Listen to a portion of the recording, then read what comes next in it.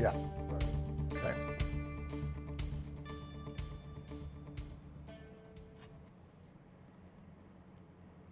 Good morning. Welcome to Common Sense with Tom Schmitz. I'm your host, Tom Schmitz. Today, flying solo. I'm in front of the Ocala Marion County mural that was recently completed by local artist Rebecca Harvick. I want to remind everyone that the views expressed here on Common Sense with Tom Schmitz are those of the host and the guest of the program, and in no way reflect the views of the CEP, the Power Plant Business Incubator, the City of Ocala, or Marion County. It is the holiday season here at the Common Sense Network, and all of us here wish you and yours a very Merry Christmas and a Happy New Year. And for my friends who might not subscribe to that holiday greeting, well, Merry Christmas and Happy New Year. Today we have no guest in studio, and the reason is my health. I'll give you a little update on that, and the lack of knowing the outcome of my situation in the latter part of last week. As most of you know, I was checked into the emergency room last Tuesday evening for complications related to my heart. They kept me for 4 days, finally doing a procedure that got me back up and healthy, albeit a little more lethargic than I normally am. But I'm working through it. We all have issues, and I would like to thank the good people at West Marion Hospital for all their diligence and all their kindness that was shown to me while I was in their care. I'd also like to thank all my friends who dropped by and visited me while I was incapacitated in the intensive care unit and the cardiac unit at West Marion. And of course, all the folks who kept in touch with me on Facebook and sent me well wishes there. Thank you so much for everything you do. Ryan Mace is behind the scenes. Ryan, I want to thank him publicly for being here today. Been a little iffy on how this was going to happen because of my health, but we're back up and running and we're in good shape. Today, though, I don't have a guest because of that lack of knowing where we were going to go. But I do have some things I want to talk about. Imagine that. I have things I want to express my opinion on. Let's talk about the county commission. It's going on as we speak right now. On the agenda today, two things caught my mind right away. It is the request for appointment of 2 at-large members for full term to the Marion County Historical Commission. I'm proud to say that I am one of the 5 members that have already been named to the Marion County Historical Commission. And we're waiting for our 2 at-large nominees today. That'll be handled today at the county commission meeting. And then we will get into the business of the keeping track of the history and keeping good stewardship over the history of Marion County, which I think, by the way, is a very storied history that goes all the way back to the Timucuan Indians and is one that needs to be kept in good stead and taught on a regular basis. I'm one who is on record as saying that the Cracker Village at Silver River State Park should not be a once-a-year thing that the school board uses it for, but in essence actually should be done every week, should be open to the public, and should be a living village, which could be very easily done with interns from the departments of history from various universities around the state. I know for a fact that back in the early 90s, there was a working Spanish village in St. Augustine, on the main street of St. Augustine, that you would pay, I think it was $3 to get in, and you walk through, and you would actually walk through a working settlement of Spanish times back in the early 1500s. I know this because as an intern from Georgia Southern University, I spent a semester there working as a person of content in that working village. So we had the opportunity there with the Cracker Village. The school board, I think, should probably look into that. They won't, because it's the school board of Marion County, and all they worry about is whether they should build convention centers on former football land plots. But, you know, we have better things we can do. Maybe Dr. Heidi Mayer, who is taking over as school board superintendent, she'll be on the show. She was scheduled to be on the show today, but like I said, with my health and everything, we had to reschedule that. So maybe when she's on, we can talk about the Cracker Village that is owned by the school board. Also today, there is a request and approval to advertise and schedule an adoption public hearing on Tuesday, January 17th of 2017 for the approval and adoption of a 5-year schedule of capital improvements.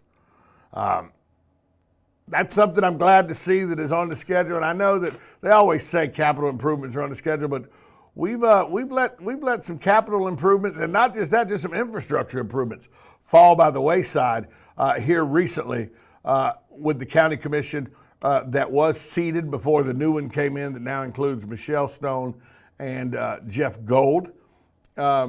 Commissioner Gold will be on the show tomorrow morning at 9 a.m. Thursday morning on the show will be Kevin Shealy of the CEP that was mentioned earlier in the program. So I really encourage you to get out to your county commission meetings and your city hall meetings. County commission meeting going on as we speak.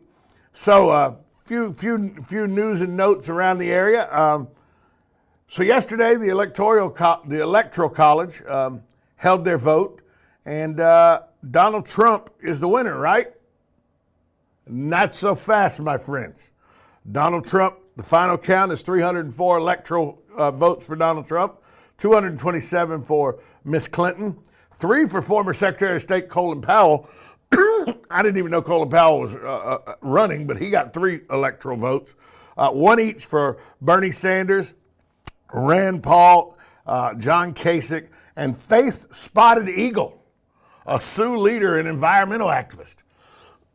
Yes, that's right, a Sioux Indian leader and environmental activist. I didn't know he was on the ballot either, but it seems that he got an electoral vote. Trump is vacationing this week in his Mar-a-Lago beachfront resort here in Florida.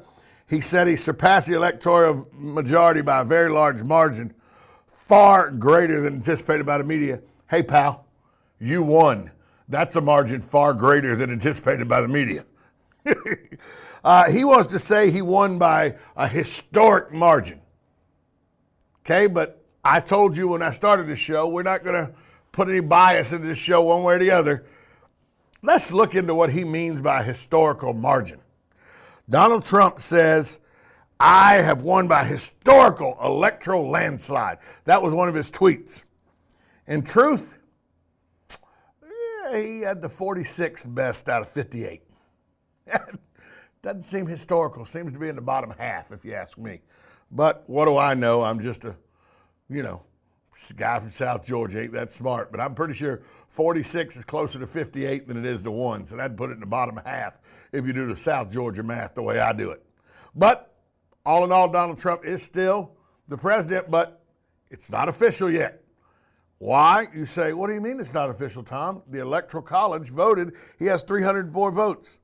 Yes, but actually there still is one more formality that has to be done, and that's the vote has to be tallied in Congress, and then Congress will declare Trump the winner. That's how it always works. The Congress tallies the electoral votes, and then they officially announce the tally and tell you who is elected president of the United States.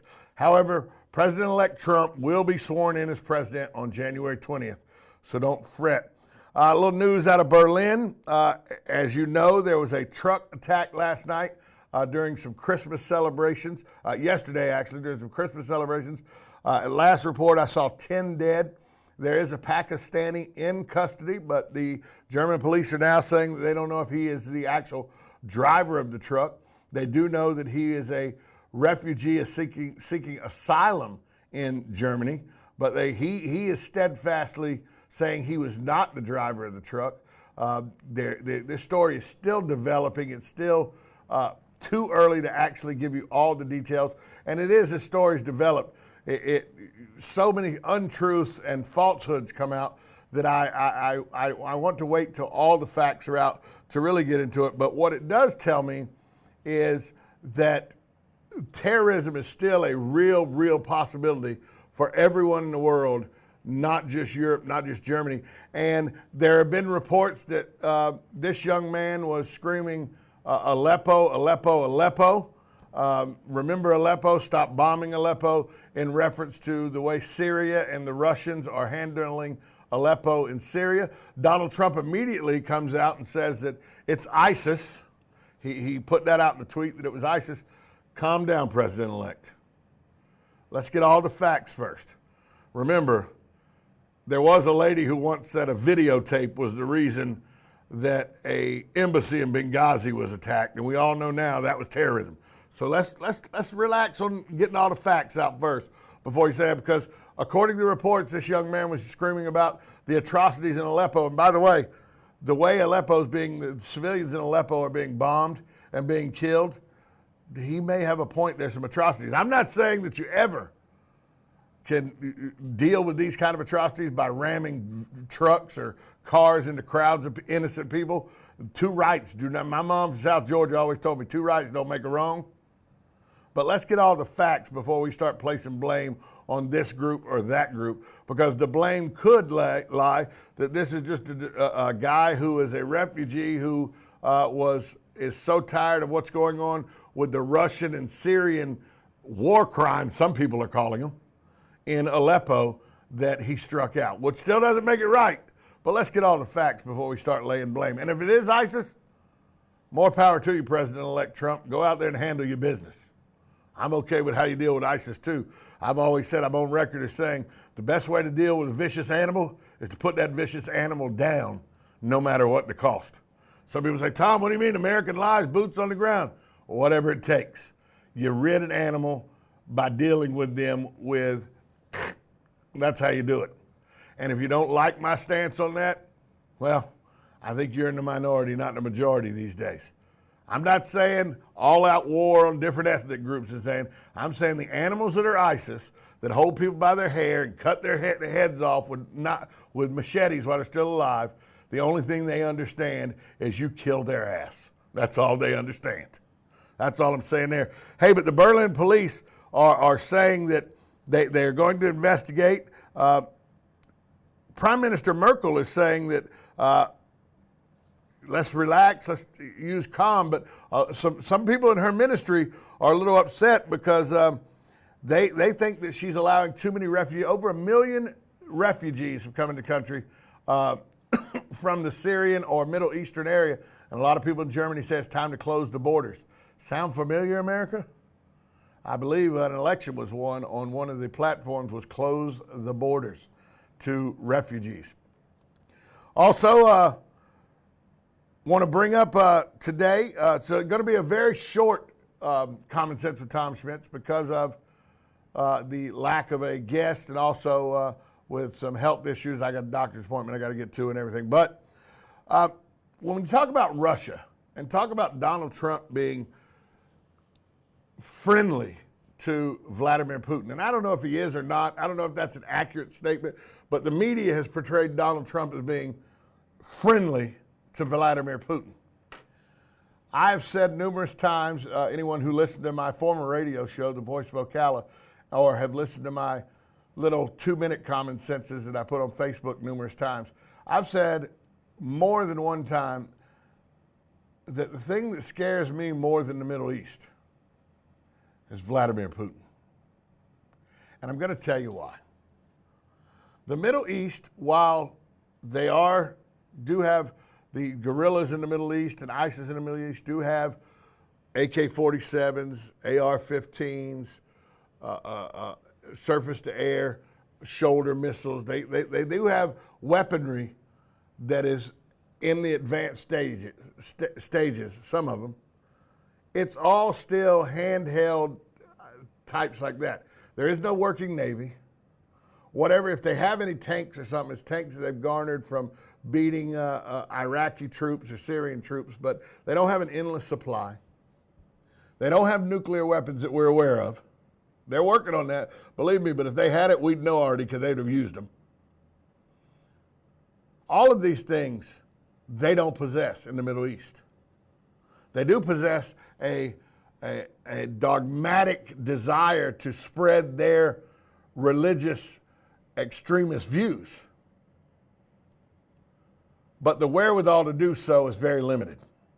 They're using the internet quite effectively, but the wherewithal to do so is quite limited for them. Russia, on the other hand, is a first world country. I know most of its people live in third world squalor. But that's because of the leadership, not because of the ability of the country. It is a first world country with first world technology, first world military, and first world capabilities. This is evident with all the claims of hacking of different computer systems right here in America, supposedly to affect the outcome of our election. I think our election's outcome was affected by the elite of the Democratic Party not being in touch with the Democratic base and losing them, like Michael Moore said, in the Rust Belt states. But that's just my view. But the reason Vladimir Putin scares me is Vladimir Putin is sitting over there biding his time. You know, he's letting the Middle East, he's helping with Syria, he's helping supposedly control ISIS in Syria while just decimating Aleppo. He goes and he takes pieces of land here and pieces of land here, little bits and everything, trying not to bring attention to himself. It is very reminiscent of the 1920s and 1930s. For those of you that don't understand what I'm talking about, that brings me to today's moment in history. Today's moment in history is brought to you by KT Entertainment. KT Entertainment is your answer for all your private office party or family gatherings, like birthdays or graduations. They also offer numerous wedding ceremony and reception packages. So for all your musical entertainment needs, call KT Entertainment, 352-512-2611, or you can find them on the web at ktforfun.com. That's KT, the number 4, FUN.com. They bring us our day in history, and on this day in history, this is what brings me to the Vladimir Putin thought. On this day in history in 1924, after a 9-month prison sentence for his role in the beer hall putsch in Germany, which, by the way, was a try to overthrow the government, Adolf Hitler is released from prison. 9 months he served for the beer hall putsch, and he was released from prison on this day. And everybody says, well, I understand that it's a historical event and everything. No, what you don't understand is during that 9 months of his incarceration for the beer hall putsch, he wrote Mein Kampf, My Struggle, where he laid out in step-by-step form what his desire was for the Third Reich, which, as we know, was one of the most destructive, if not the most destructive, dictatorships ever on the face of the earth, as over 6 million of the Jewish faith lost their lives at the hands of the atrocities done by Adolf Hitler and the German SS. But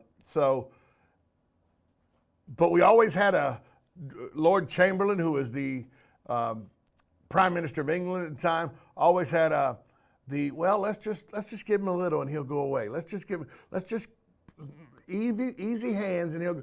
And that's what I fear the world is doing with Vladimir Putin. And unless President-elect Trump shows me something different, he seems to be doing with Vladimir Putin. Vladimir Putin's a scary person, folks. I don't care whether you're Republican, Democrat, independent, Muslim, Catholic, Baptist, Protestant, whatever you are, you should be scared of Vladimir Putin. Because Vladimir Putin's an evil man who's just biding his time. Remember, he's a former KGB guy. He's former Soviet bloc. He is much more happy with the way it was than the way it is now. You need to keep an eye on Vladimir Putin, President-elect Trump. I know. Keep your friends closer, your enemies closer. Maybe that's your thought process here. I don't know, but common sense says keep your eye on Vladimir Putin.